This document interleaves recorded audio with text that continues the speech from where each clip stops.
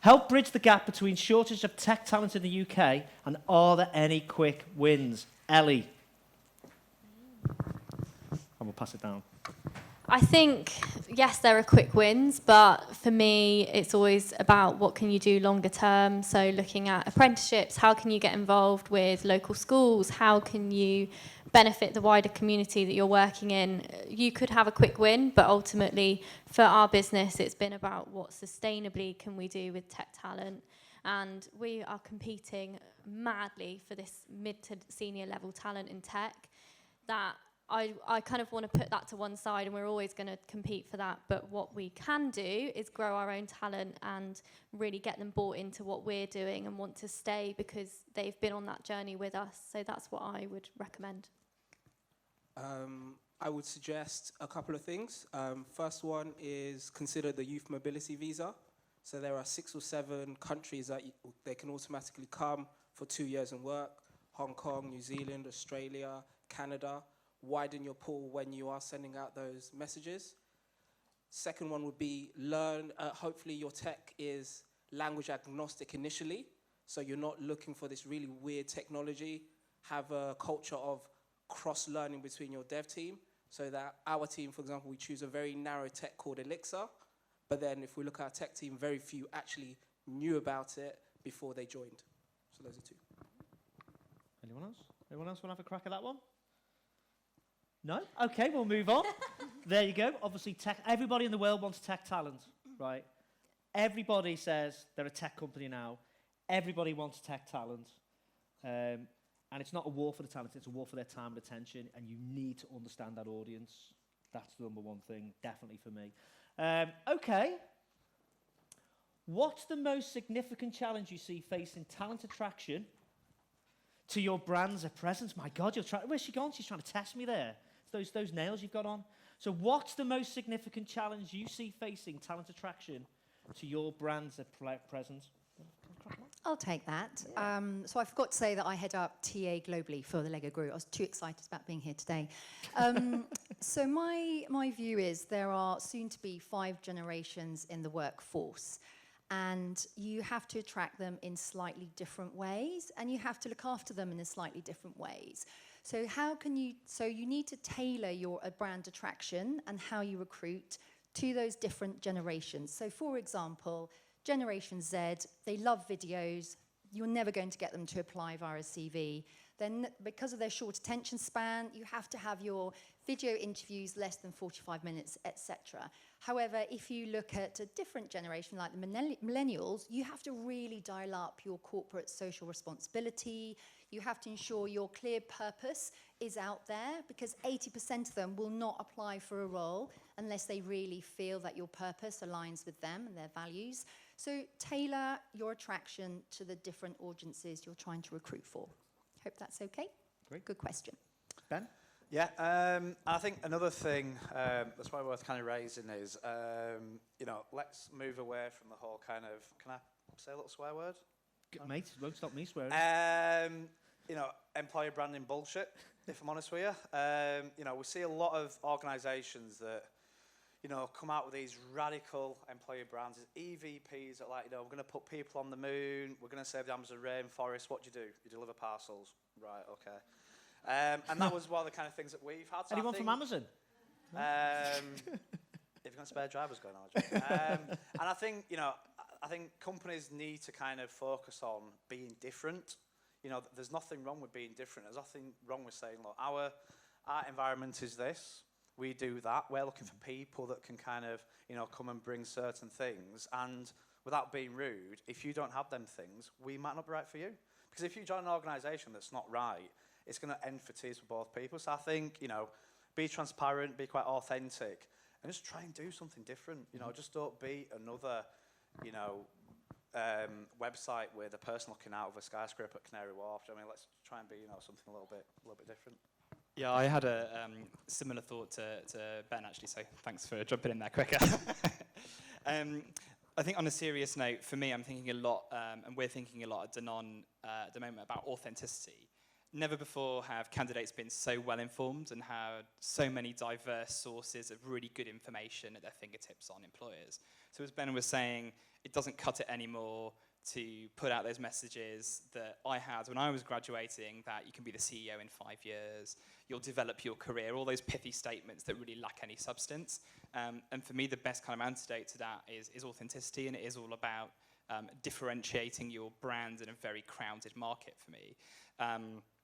So maybe not thinking about challenges, but maybe about solutions. One thing I'm starting to see more in the market is employee-generated content and employee advocacy, trying to cut down through the walls of social media where employers are playing. And I don't think social has really ever been a space that was destined for the corporate. It was always supposed to be for the individual, and giving power back to employees to share the real version of what's going on in an organisation, I think is much more relevant and powerful than us trying to come up with a tagline that encapsulates a 100,000 person organisation.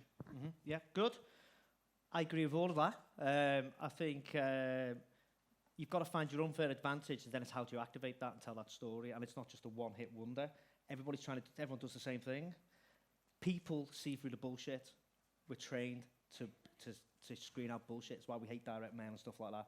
We have to differentiate ourselves. But I'm not here to talk about that kind of stuff. I'm going to go to this one at the top because it's got free thumbs, so I better follow the system or I'll get told off. What are your thoughts about IR35 and the impact it will have on contractors? This sounds dead interesting to me, this. Who wants to take that one? Go on, Go on, Google. Ben. Go on, Ben. Have a crack at that. Go on, Google. Oh, it's gone now. I mean, I think the government have got a few of the bits and pieces going on, so hopefully they might forget about it. That's what I'm hoping. I mean, I think, so there's some of the work that we've done with any kind of process or engineering or looking at how you're doing things. It's all about data.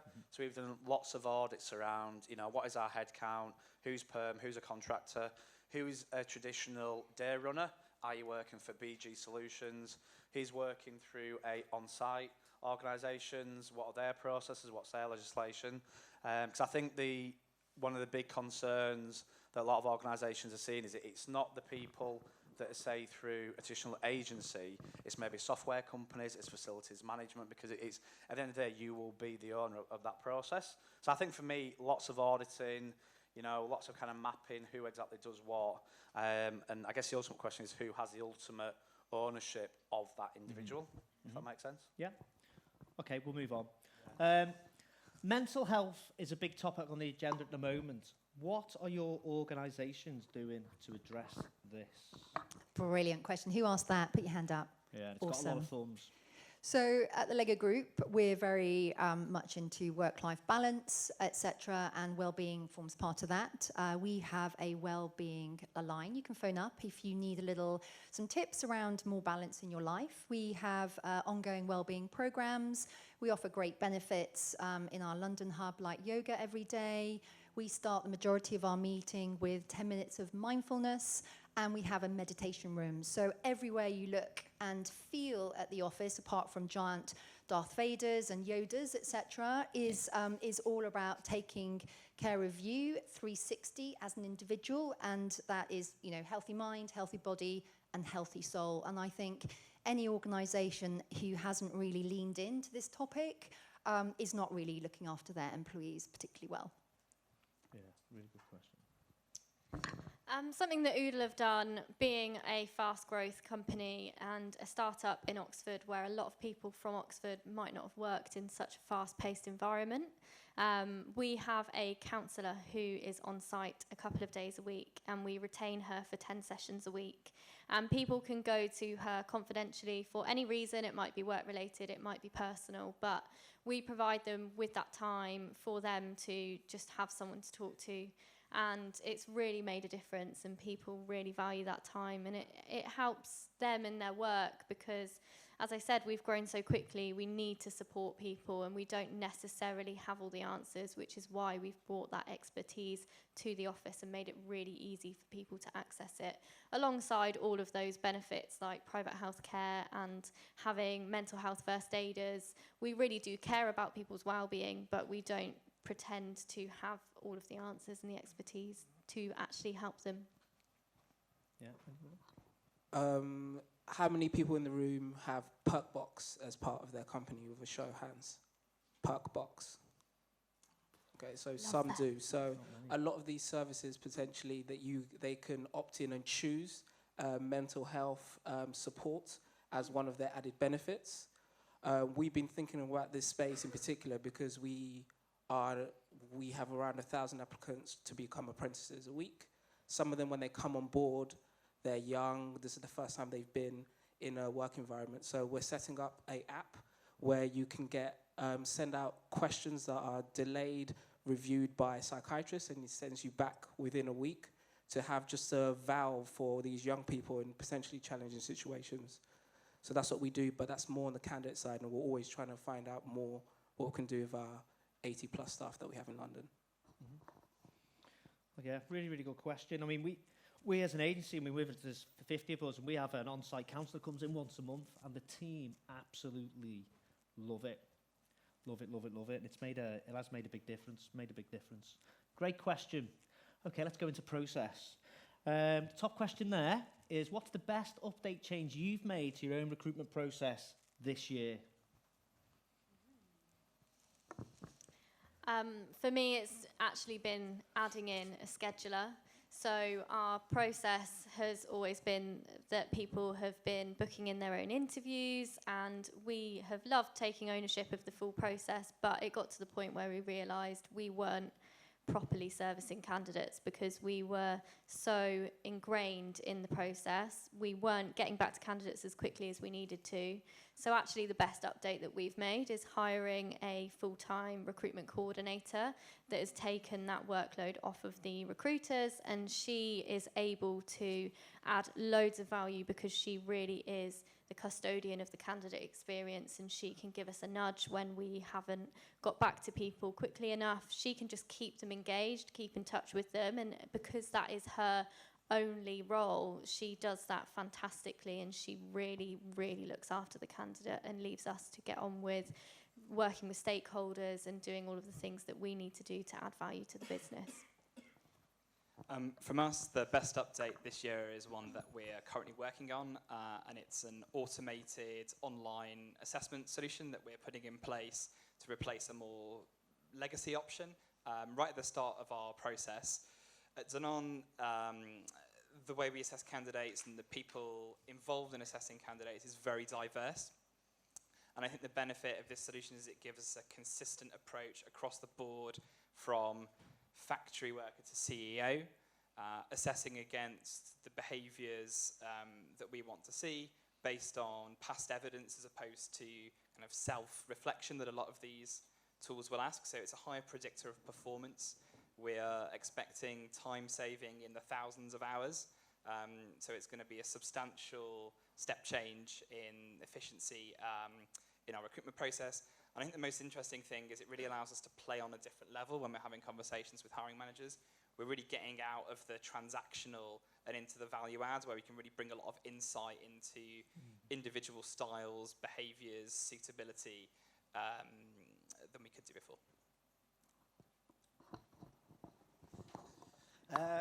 It's probably a bit of a tough one for me. So I said the first one is, even though this is a question about processes, we've actually moved away from thinking about the word process and more about experience. Because one thing that I think in TA, a lot of the processes that we set up is to suit our own purpose, whether it's updating an ATS, completing feedback, booking an interview, etc. So a lot of the re-engineering and transformation work that we've done has been around, how does it make the candidate feel? How does it make the hiring manager feel? And what is the experience that we are giving as a service?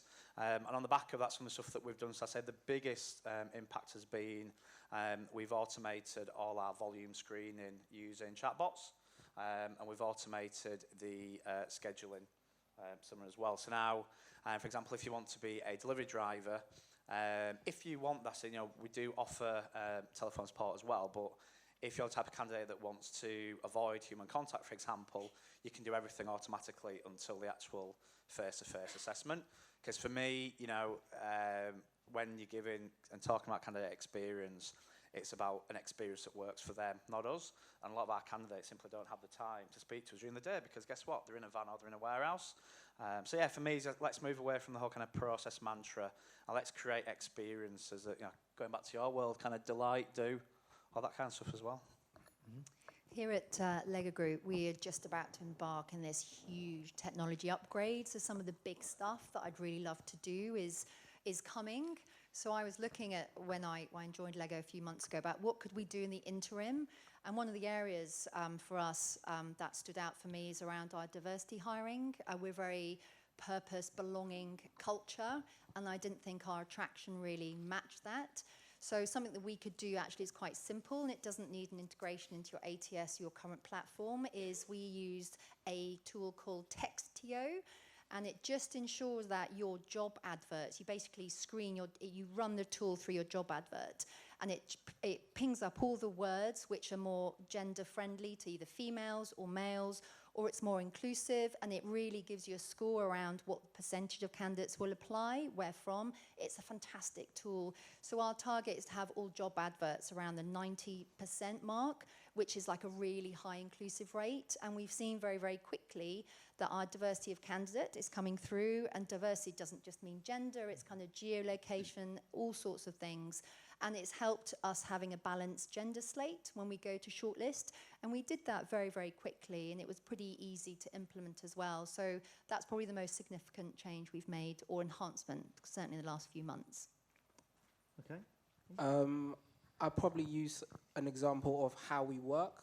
We've tried to think of recruitment as a series of sprints. So our Monday usually looks like, here are the live roles, and across our team, what are we going to be playing with for the next week or week and a half? So that it's never one person owning one rec until the end. Sometimes all of us own one thing because something happened on Thursday and this needs to be done. So to be dynamic with your business, that's also encouraged our hiring managers to kind of put their hand up and say, I really need help, or they're viewing us not as like a cost center on the side, or something that can supercharge what they need, and they need to kind of have sharp elbows to say, you have my attention for this design role for this week, fantastic. Great. Really good question. Good answers though, weren't they? Really good.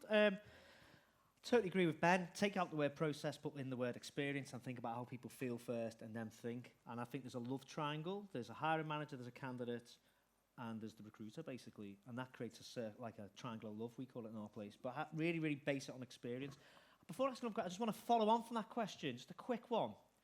What's your biggest mistake this year to stop them making it next year? Going to watch the Ashes. What's been your biggest mistake or regret you wish you didn't do it this year?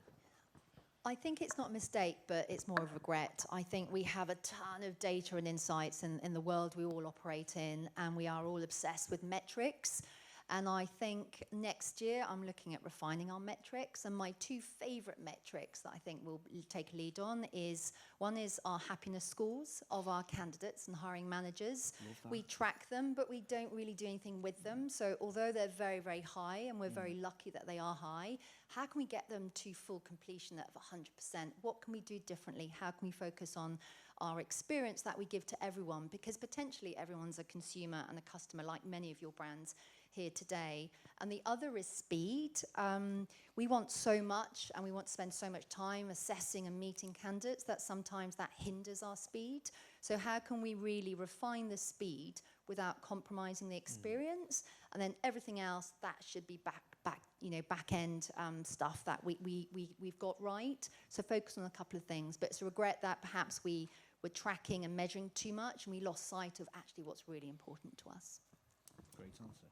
I think at Danone, we've got quite a French culture, being a French headquartered company.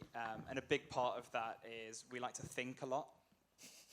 We're very philosophical, and we love to debate ideas. But also, we've got a real culture of right first time, and we don't do just anything.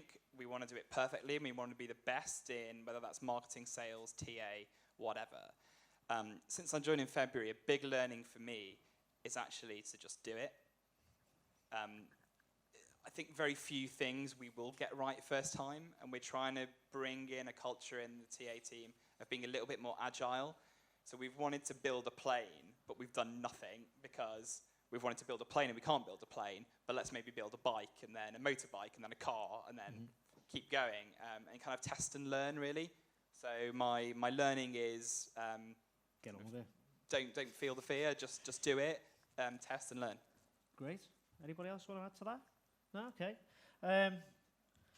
Yeah, love the answers you gave there, Eunice. Definitely happiness. And there is so much data, but it's the human insights that tell us where the real differences are made.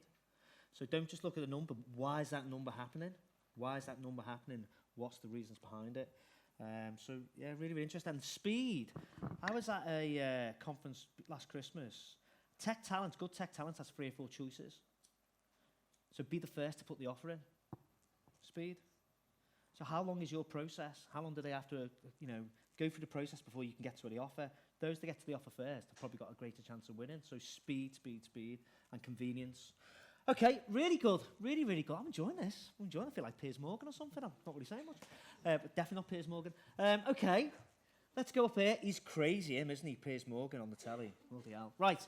Where do you see the future of recruitment moving towards? For example, do you think agencies will become redundant? How will automation affect recruitment roles, etc., etc.? So really it's about how's it changing in the future? Where are we moving towards in terms of how recruitment might change?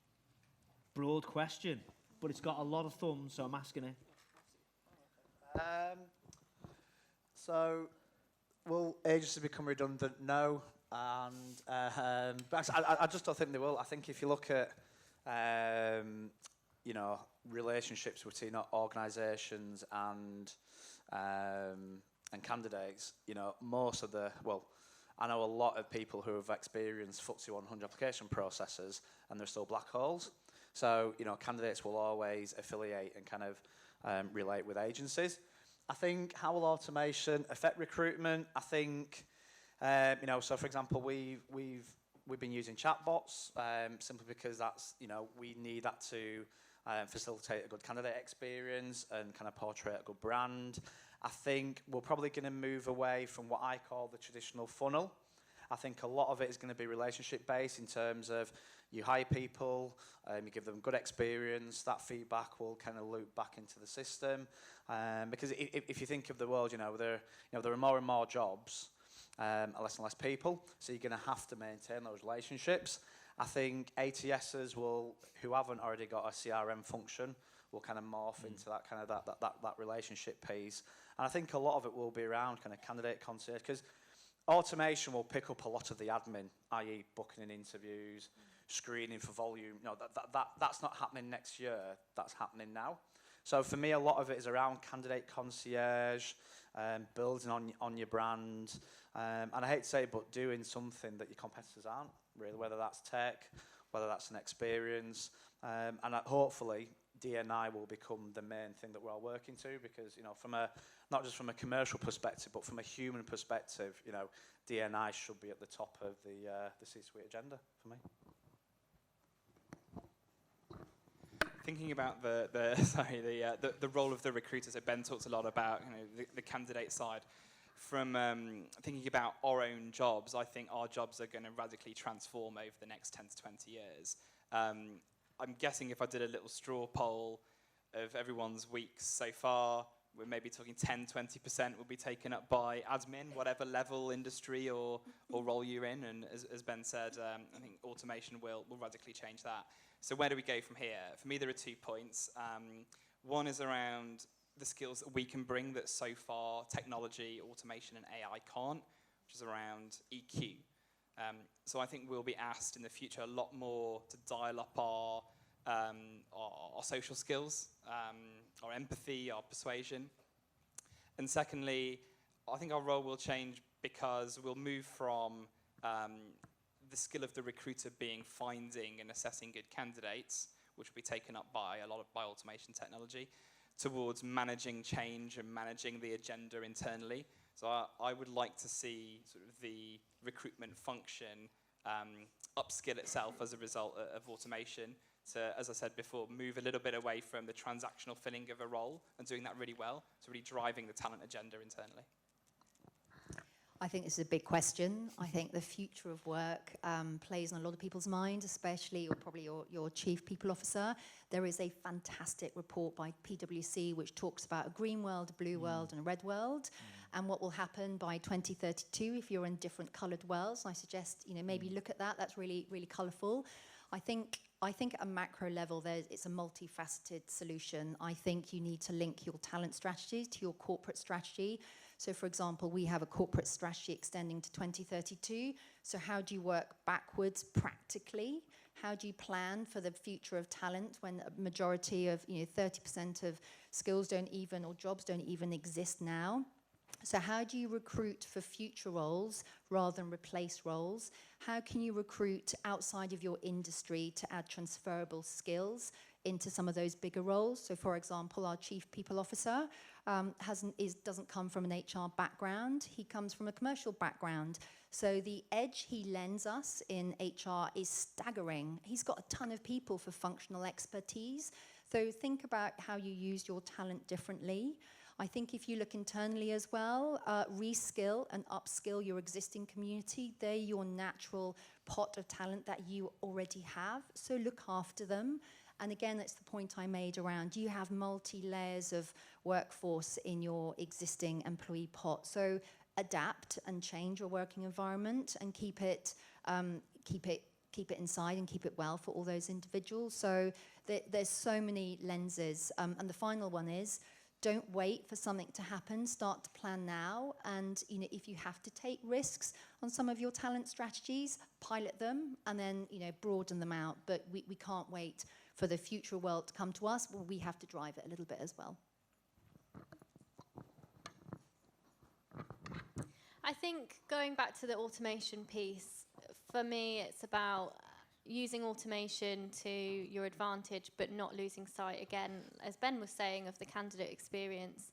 And for me, there's so much technology that you could be using, and there always will be new technology, but it's about finding the technology that is actually going to add value to your business and not losing sight of the fact that yes, there's lots that other people are using, there's lots that's very flashy out there, but will it integrate with what you need it to integrate with, and will it add value to your process? Are your hiring managers and your key stakeholders going to use it, or are you creating more admin for yourself as the TA team by introducing all this shiny new technology that no one else is actually going to be using? So for me, in the future of recruitment, it's more about thinking strategically about how your team are going to use that technology to add value to not only the candidates but the hiring managers, rather than them just seeing it as this new piece of technology they're going to use for a couple of months and then we can all forget about it because we're using something new now. And things like Calendly, it seems like such a small thing, but having a free tool that integrates with your calendar and candidates can just book their own phone screen in. For us as a team, being able to use that, knowing it integrates with our ATS and we don't have to administer our own phone screens, and it's at a time that's convenient for me because I've put my schedule in there. It's not going to book me something outside of my working hours. But at the same time, it's got the flexibility for the candidate. That's what is the real game changer, and that's a small free tool that we've used that's really elevated what we're able to provide for a candidate in their experience. And that's where you should be focusing your attention on, finding those things that really change the game for what you're providing. I would say in TA, we know the future of what we're going to do. We just need to look at our sales and marketing departments. So questions around CPA of a lead is very much understood by the sales team. Take the lessons from them. Regarding marketing, I would suggest smartslook.com actually allows you to, it's a super cheap tool, allows you to look at the candidate journey on your career page. It can use cookies to say, if I go to, I'm a Chelsea fan, sorry Dave. If I go onto that website and I go onto somewhere else, it kind of makes a persona of who I am. And then you can guess, am I a man? What is my particular age? To see with Texto, for example, where do I click? Do I click on that video in the middle of the career page? Do I go straight to the list of jobs instead? So you can start really thinking like a marketeer in terms of what is the journey of the people when they're engaging. Data, in terms of knowing your velocity numbers across stages, being able to actually draw on your pipeline is what every good salesperson knows, but do we follow those processes? In recruitment, we're kind of in an unusual situation where no business ever buys pens, one pen at a time.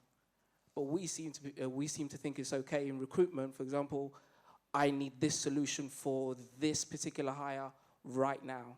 So projecting what you're going to need, having that regular investment from the FD. If you start thinking like your sales team, start thinking like your marketing team. And I use Calendly as well. Saves me absolute loads of time.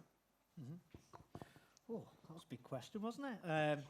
I think very much what Eunice said is about having a seat at the strategic thinking of the business and plugging all your efforts into that and focused around what the talent wants to experience, and it funnels down. Technology is not the silver bullet, it's the enabler. It's the enabler. Okay, let's move on. Probably one or two more questions. I'm really enjoying this. Really enjoying it. This is a load of blog content here, isn't it? It's a load of blog content. Okay, I'm going to go back to the top. So this is drawing on some of your experiences here. What advice would you give to a brand new business who have limited recruitment spend but plan to grow rapidly? Where should they invest first? You want to say that first, Ben?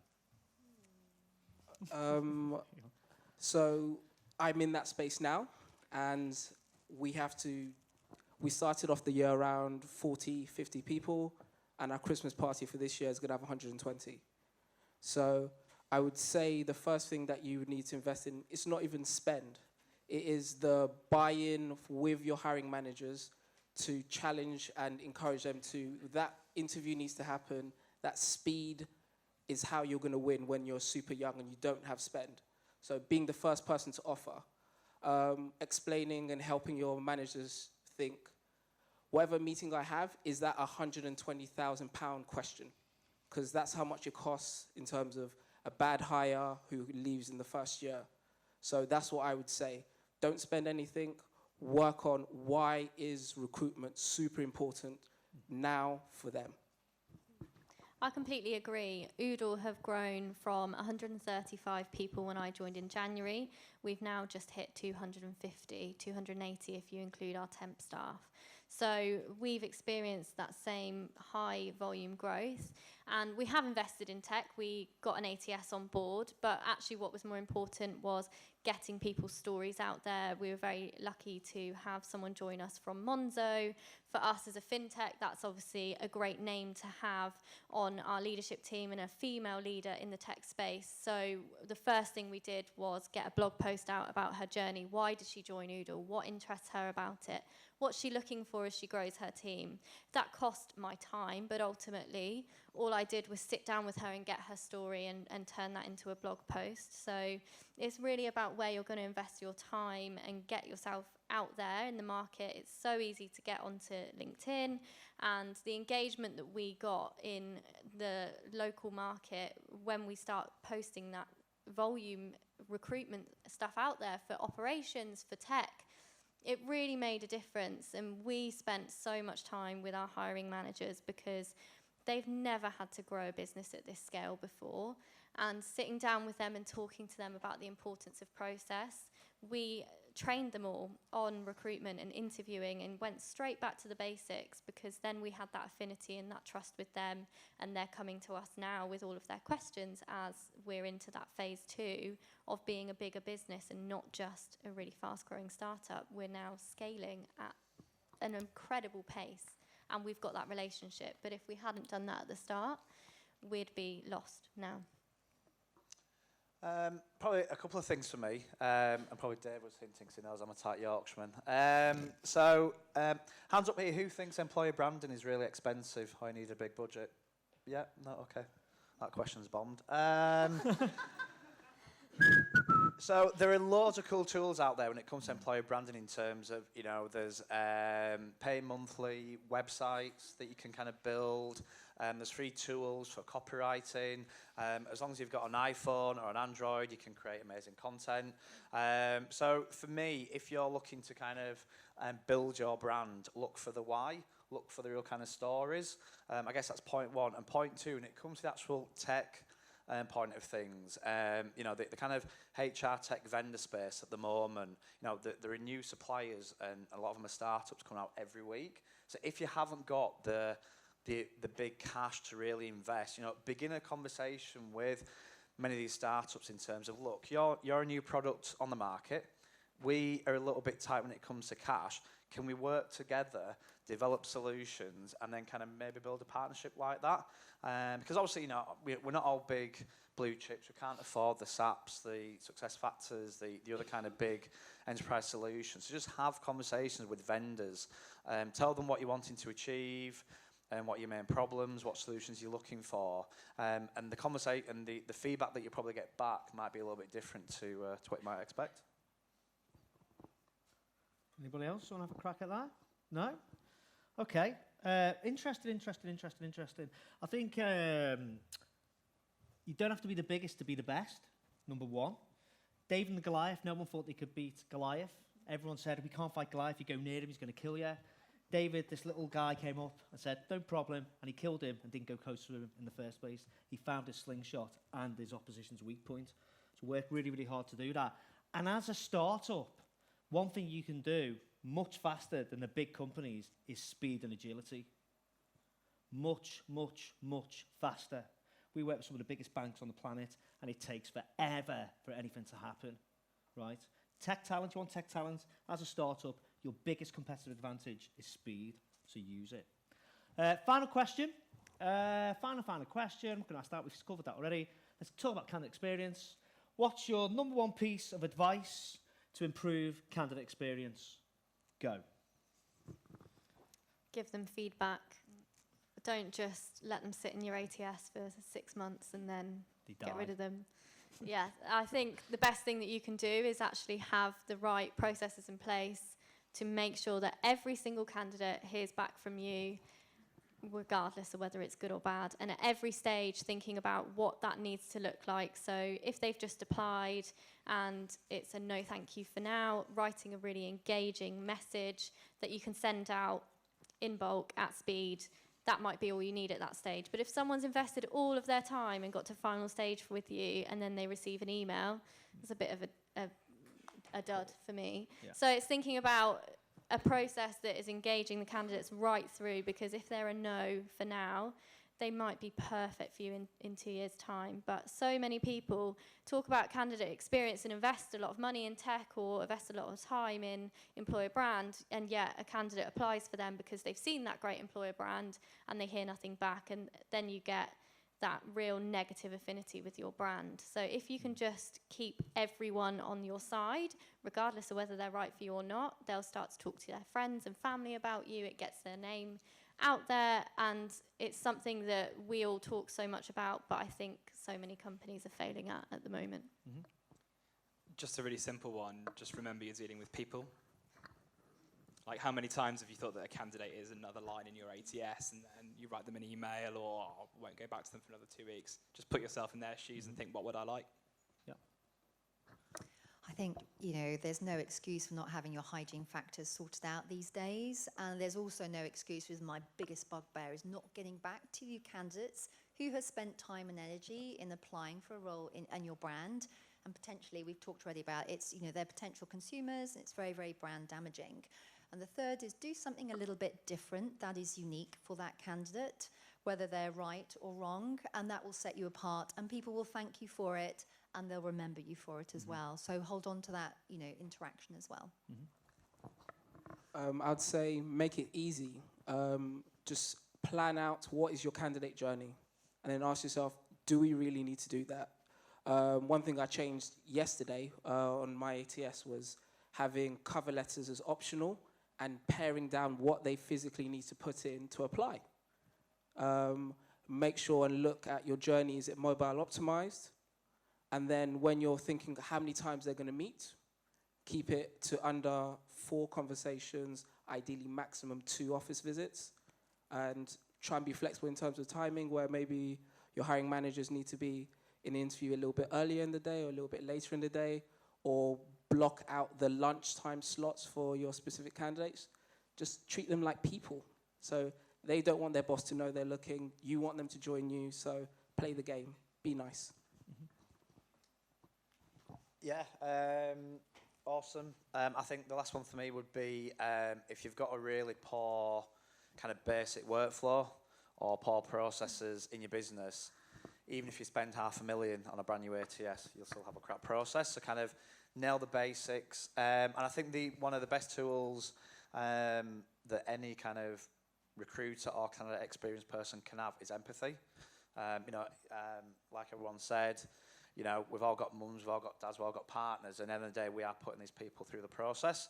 And I think it was Katrina Collier a few years ago that said one of the best things that you can do is go to Staples, get some post-it notes, get some marker pens, and just simply map out the process and think, oh my God, so it's an hourly part-time role, but yet we're asking for a CV and experience of project management. It's like, what's going on here? So really kind of get into the kind of nooks and crannies of the experience and remember that we're dealing with humans, not numbers.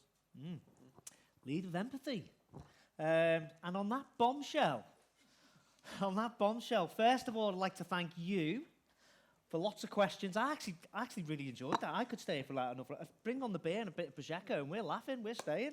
But what I'd like you to do is give these folks a big, big round of applause. You've tested their brains.